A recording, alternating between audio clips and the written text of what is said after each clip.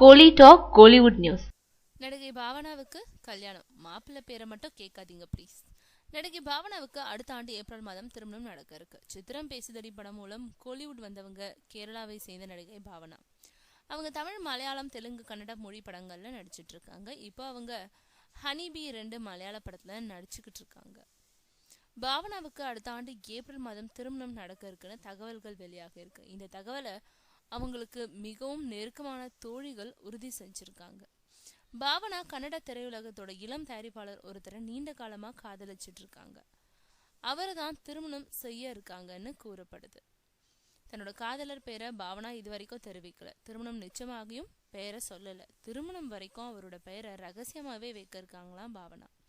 பாவனாவோட திருமணம் பதிவு திருமணமா. நெருங்கிய தோழிகள், குடும்பத்தான 50 பேருக்கு மட்டுமே அழைப்பான். இந்த ஆண்டே பாவனாவோட திருமணம் நடக்க வேண்டியது அவங்களோட தந்தை மரணம் அடைஞ்சதுனால திருமணம் தள்ளி போடப்பட்டிருக்கு.